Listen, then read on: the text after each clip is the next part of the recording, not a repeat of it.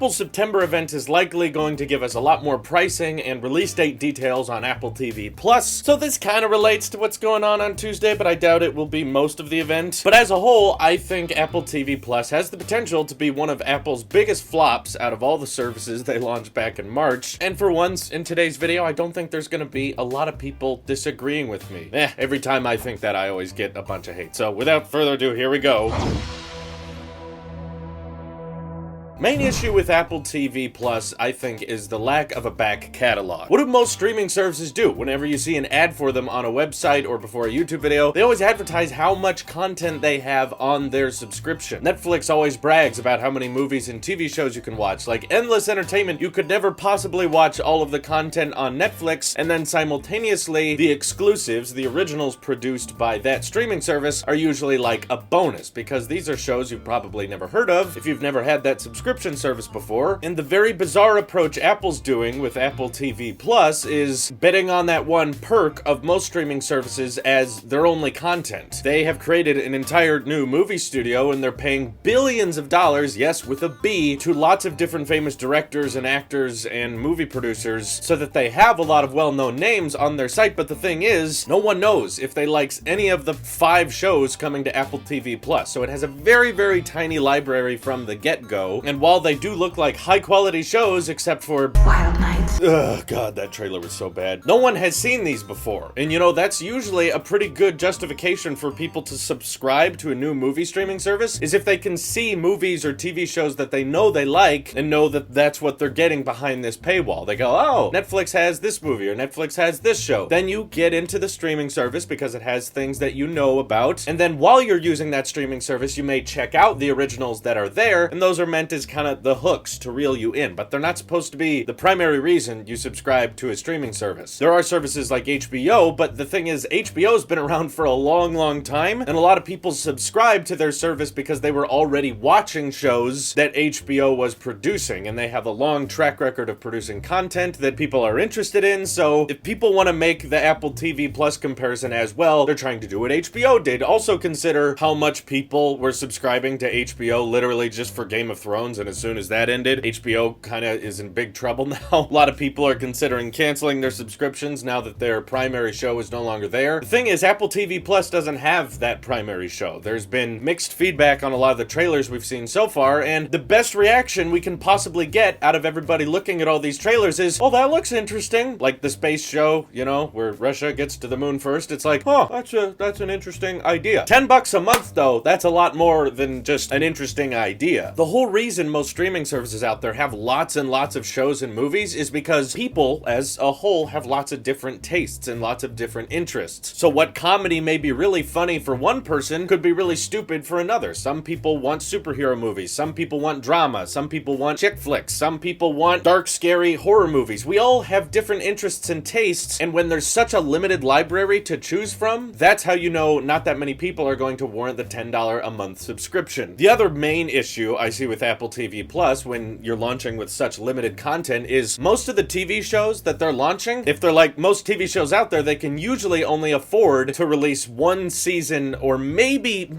2 seasons a year if they're being generous. You know, there's very few TV shows that can actually maintain doing 2 seasons in a single year. None of the TV shows Apple TV Plus is making look like shows that can have multiple seasons within a single year, which means even though this is a monthly recurring subscription, there could be months of time that you subscribe to Apple TV Plus and literally have no new programming that you're interested in. I also find it highly doubtful that even us techies who know about Apple TV Plus just because we follow Apple and we like Apple, very few of you are going to be interested in all 5 shows. Most of you are probably only going to be somewhat interested in 2 to 3 shows, and to be even more realistic, there's probably a huge number of people similar to me that look at all these shows and go, nah, I'm good. I don't need to watch any of those. None of them jump out at me, especially at a $10 a month subscription. So here's the sad reality Apple's going to have to face when they launch this service. More than likely, they're going to have a free month trial. That's what most streaming services do. If Apple decides to not have a free month trial, they're kind of shooting themselves in the foot, because I think most people will just ultimately not sign up because you're asking for a $10 a month subscription based on some trailers. that look interesting or look cringy and boring. Wild nights. And you're counting on just a few TV shows at launch captivating enough people to renew their subscription on a monthly basis. I imagine most of the profit that Apple's going to make from Apple TV Plus is going to come from people forgetting to unsubscribe, either because it's too complicated or they don't know how. There's going to be a lot of people that are like, ooh, Apple TV Plus, what's that? That's probably interesting. Then they subscribe, then they watch like one show, it's somewhat interesting to them, but then you have to wait like another year or another 10 months before that show gets a follow-up. But every single month you're still going to be spending $10 on programming that isn't even out yet. So even if you're interested in just one or two shows that they talked about, do you really think you can justify a TV show that is going to have probably one season a year, but you're going to be spending $120 a year just to watch those one or two TV shows? They better be really freaking good, and based on the trailers, none of them look that interesting to me. That is a very personal preference-based thing, and maybe I should talk about it more over on Taylor's Movie Reviews, but all I know is when it comes to streaming services, to a certain extent, quantity is kind of more important over quality. Usually when people have those debates, it's like, well, honestly, you need both. You need a lot of movies, you need a lot of TV shows, and also you need good TV shows. It doesn't matter if all your TV shows are garbage, but you honestly, at this point in the game when there's so many other streaming services launching, you can't really just choose one over the other because humans in general are just too diverse. We have too many different interests. If you're only releasing 5 or 6 TV shows at launch, more than likely the majority of the population isn't going to find something that interesting. And even then, like, if some of you guys think the space show looks really, really good, or you like the morning show based on the couple of trailers we've got, you're like, man, I really, really want to watch those shows, then why don't you just subscribe for 1 month, watch that entire show, and then wait for the second season to come out? Like, just unsubscribe from Apple TV Plus, wait a whole nother year or whatever, and then when that year goes by, it gets a second season, then subscribe again and see if there's some more content they've added since then. I'm sure they're adding content along the way, but oh man, I was trying to get as far as I could through this video without bringing up the mouse, but it's kind of impossible to not bring it up. Disney Plus is the major player here, okay? There are already people spending well over $100 so that they can have Disney Plus for 3 years. Think about that for a second. Like, there's streaming subscription services that are asking for like a 2-year advance because it'll technically save you money. I get it that Disney has a huge library. There's tons of movies and TV shows you're gonna watch on there, and there's original programming that looks interesting. I talk more about it on movie reviews, but ultimately still, there's people willing to spend over $100 in advance just because they know they're gonna want Disney Plus content for the next 3 years. That's kind of crazy to me. I know I've done the math and worked out everything. Like, if you pay in advance, then the monthly subscription ends up costing like $4 a month for a 3-year block, but they've got you hooked there. Like, Disney's got so many major titles that so many people are like,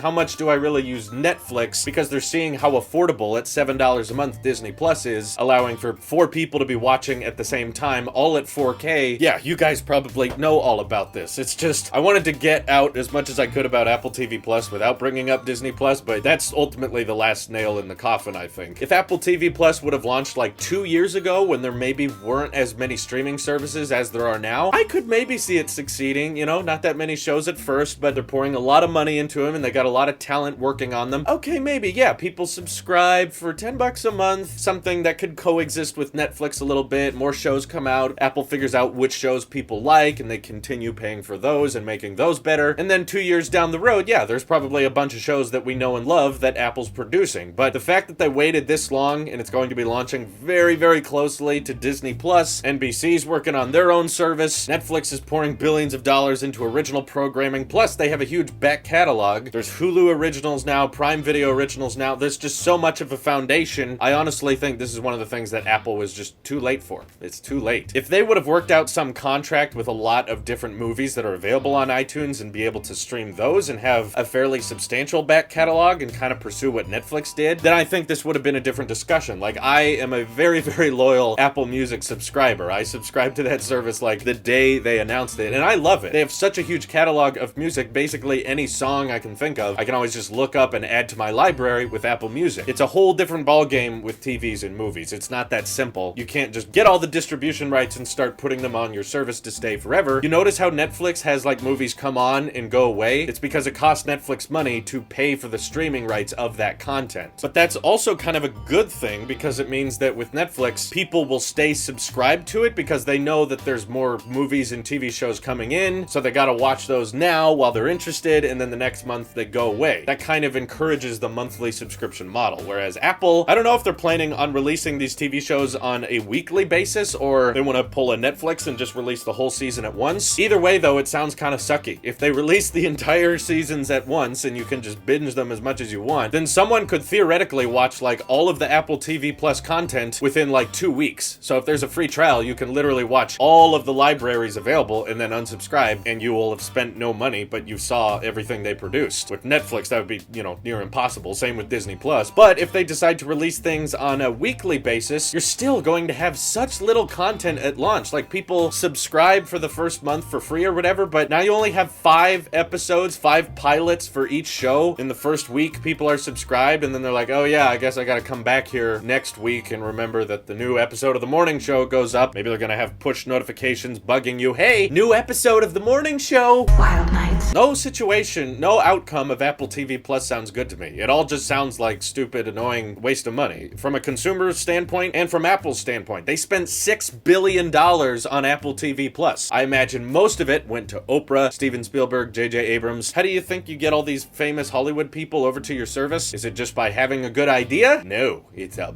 big old fat paycheck, and that's probably where all this money went. And I honestly wonder, like, will Apple lose money on this? Honestly, I think it's possible. I would be shocked if Apple TV Plus is still around in the next 5 years. What do you guys think of Apple TV Plus? Is it gonna be as big as a flop as I'm making it out to be, or is there a hidden gem in there, a secret to their madness that's gonna make this a big success? Let me know by hitting me up over on Twitter or joining our Discord. And this is your Apple Sheep here. I'll see you guys in the next one.